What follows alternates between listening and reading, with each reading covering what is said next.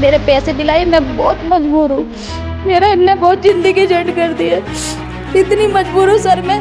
मेरे दोनों बच्चों का मेरा एडमिशन भी नहीं हुआ और मेरे बच्चों की फीस भी बाकी है। कम से भी कम 10 बंदे हैं और मैं 10 को लेके आ सकती हूँ। जीतू भाई करके 7.5 लाख रुपए का उसका किया। अब्बास भाई करके हैं राजस्थान, 14 लाख रुपए का उसका किया।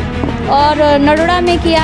और कितने खेडूत लोगों को लूट के लाया है सर। वो है चीटिंग खोर, चोर है वो, इतना बड़ा चोर है। उसके बारे में मुझे अब सब पता चला है। पहले मैं नहीं जानती थी उसके बारे में कि क्या है। ये ड्रामा कर रहा है कि मैं जहर खा लिया, मैंने ये कर लिया, मगर मैं सच में दोनों बच्चों को खिला के और मेरे खा के मैं भी मर जाऊंगी, क्योंकि मेरे आगे पीछे कोई नहीं। मेरी बड़ी जवान बहन है, 20 साल की, अपाहिज है पैरों से।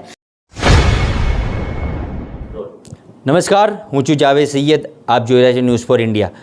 છેલ્લા અઠવાડિયાથી વિવાદ ચાલી રહ્યો છે. આરજુ પઠાણ અને જે યુવક છે તેણે આત્મહત્યાનો પ્રયાસ કર્યો, તેનો વિડીયો વાયરલ હતો. ખરેખર સત્ય શું છે? અમારા સ્ટુડિયો પર આવ્યા છે આરજુ પઠાણ, તેમના સાથે વાત કરીશું. અરજુબેન, પહેલાં તો એ પૂછવા માંગીશ કે આપ ક્યાંના વતની છો અને આપને ક્યાં રહો છો? मैं यहाँ जोहापुरा रहती हूँ, फतेहवाड़ी में जी। पहले ये पूछना चाहूँगा, आपका क्या जो सोशल मीडिया में चला है, हमने भी न्यूज़ चला है, जैसे किसी ने आत्महत्या का प्रयास किया था, उसको आप कैसे जानते हो? ब्याज का धंधा करते हो? सच्चाई क्या है? सच्चाई सर ये है कि ये सब गलत है।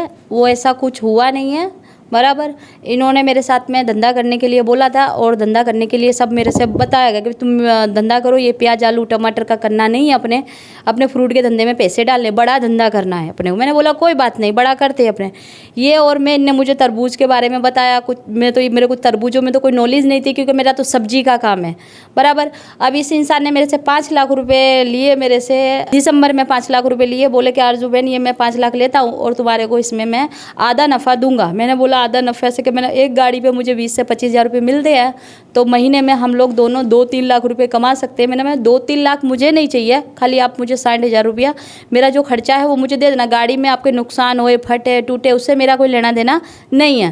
फिर उसके बाद इन्होंने मेरे से 2 महीना व्यवहार किया, 2 महीना मुझे बराबर पैसे दिए। उसके बाद ये फिर मेरे पास आए, बोले कि आरजू बहन मुझे 10 लाख रुपये चाहिए, और 10 लाख रुपये में क्या है, मैं 7.5 लाख रुपये की 2 गाड़ियाँ बना रहा हूँ और मुझे हैदराबाद जाना है और केरी का धंधा है हमारा।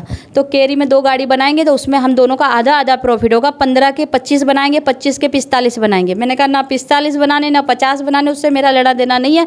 जो कंडीशन मैंने पहले रखी थी वही कंडीशन मेरी अब है। मैं तुम्हें ये 10 लाख का व्यवस्था तो करके दे दूंगी, मगर 10 लाख रुपए के साथ मैं भी तुम्हारी, उन्होंने बोला अपने दोनों मिलकर धंधा करेंगे, काम करेंगे, तुम्हें काम भी करना पड़ेगा और सब कुछ। मैं काम करने को भी तैयार हूँ, पैसा देने को भी तैयार हूँ, और बाद में तुम मुझे ब्याज के केस में मत फंसाना। बोले कि नहीं, अपने एग्रीमेंट बना लेते हैं इस बात का कि कल को मैं तुम्हें ब्याज के धंधे में नहीं फंसाऊंगा। एग्रीमेंट कहाँ है, आप बता सकती हो? ये एग्रीमेंट है उसका, ये सब लिखत है मेरे पास में, जो एग्रीमेंट किया था। ये सर देखिए, ये एग्रीमेंट है, उसके 2 एग्रीमेंट है। ये देख लिए, समझौता करार एक पीस के फ़ोटो में डाल दूंगी इसके अंदर। ये समझौता करार किए थे। उसके बाद इसने मुझे ये जब इसके चेक बाउंस हुए, ये सारे चेक इसके, ये सब चेक बाउंस हुए हैं सर। इसके 1-1 लाख के 5 चेक बाउंस, 1-1 लाख के ये 5 चेक बाउंस है सर। ये सब चेक, वो चेक पे चेक, इसके सारे चेक रिटर्न पे रिटर्न। और ये मैंने कोई लिखे हुए नहीं है। बताओ सर, ये मेरे को देखो चेक भी दिए हुए हैं। ये 5 चेक 5 लाख रुपए के, इसमें उनकी मेरी बात हुई भी है, रिकॉर्डिंग भी है इस बात की कि ये 5 लाख रुपए के 5 चेक मैं तेरे को देता हूँ, ये प्रॉफिट के है, ये तेरा प्रॉफिट पूरा कर दूंगा मैं। और दूसरे चेक की मुड़ी में मैं तेरे को 7वें और 6ठे महीने में आके हिसाब कर दूंगा, उसकी रिकॉर्डिंग भी है मेरे पास में। मैंने बोला ओके कोई बात नहीं। फिर इसने मेरे ये चेक पे चेक रिटर्न हुए ना, तो मैं इसको ढूंढना मैंने चालू कर दिया। सारी जगह मैं ऐसे ढूंढी, परेशान हुई। मैं नडोड़ा पाटिया गई तो बोले 1 करोड़ का करके ले गया। मैं कालूपुर में गई तो जिससे ये 7.5 लाख रुपया, मेरे जैसे है ना कम से भी कम 10 बंदे हैं और मैं 10 को लेके आ सकती हूँ। जीतू भाई करके 7.5 लाख रुपए का उसका किया। अब्बास भाई करके हैं राजस्थान, 14 लाख रुपए का उसका किया। और नडोड़ा में किया। और कितने खेडूत लोगों को लूट के लाया है सर।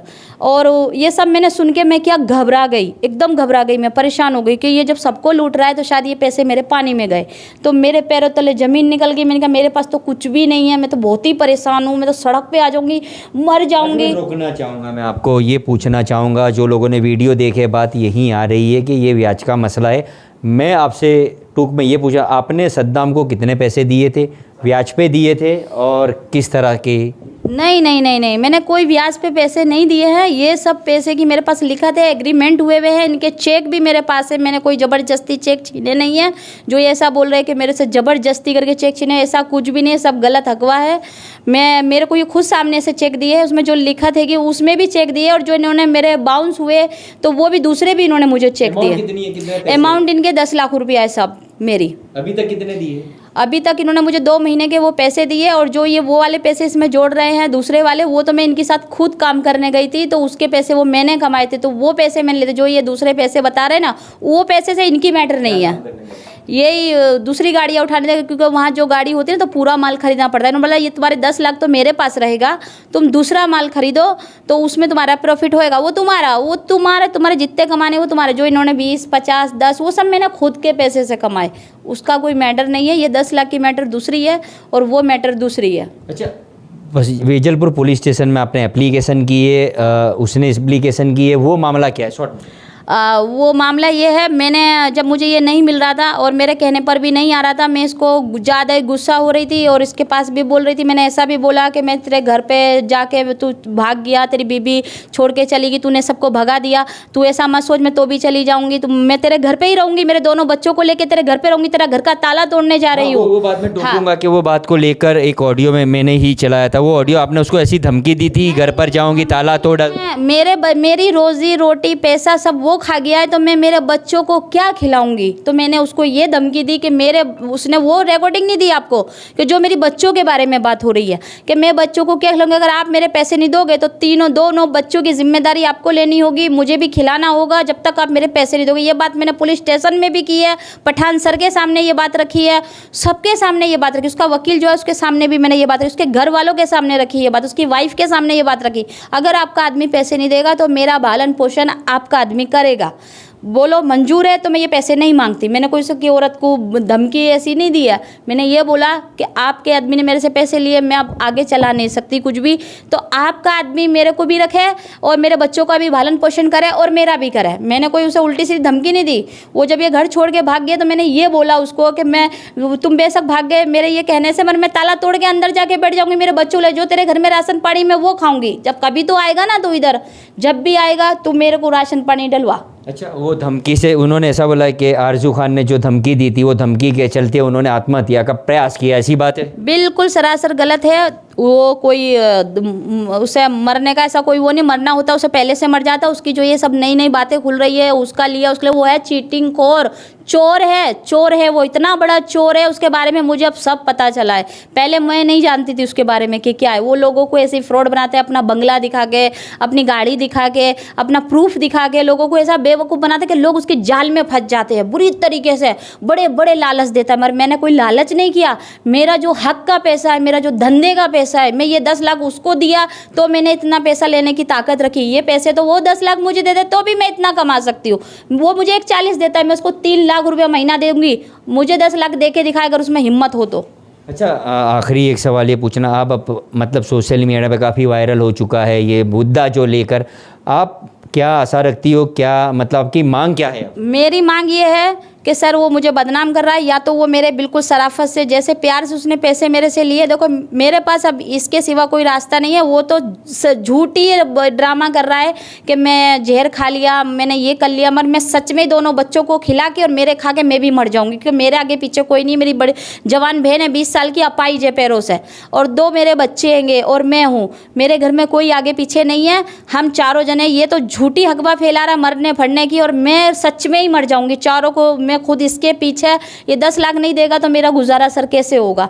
मेरे साथ में आप इंसाफ करें। सब लोग जितने भी सुन रहे हैं, मेरी वीडियो देख रहे हैं, खाली मुझे सपोर्ट करें आप लोग। मैं मर जाऊंगी अगर ये मेरे पैसे नहीं देगा, तो जल्दी से जल्दी आप इससे कार्रवाई करिए और ये मेरे पैसे दिलाइए। मैं बहुत मजबूर हूँ, मेरा इनने बहुत ज़िंदगी झंड कर दी है, इतनी मजबूर हूँ सर मैं।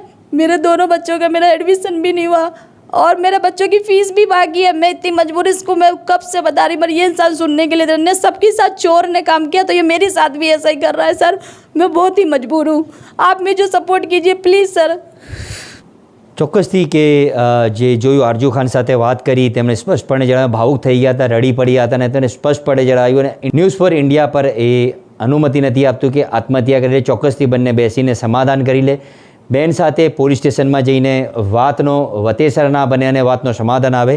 આખરી અને છેલ્લો સવાલ, તમે તમારું જે મૂડી જે છે ચોક્કસથી તમે રડ્યા, ભાવુક થયા, પરંતુ એક વાત એ છે કે હાલ તમારા ઘરમાં કમાવાવાળું કોણ છે અને હાલ કોણ પૂરું કરી રહ્યું છે? मेरे घर में कोई कमाने वाला नहीं है. जिसके ऊपर भरोसा किया था उसने इंसान ने भी मेरा साथ छोड़ दिया. मेरी सोसाइटी में आप जाके पूछ सकते हो. मैं इतनी साल से बहुत समय से अकेले ही रहती हूँ और मेरे 2 बच्चों का पालन पोषण मैं अकेले ही कर रही हूँ.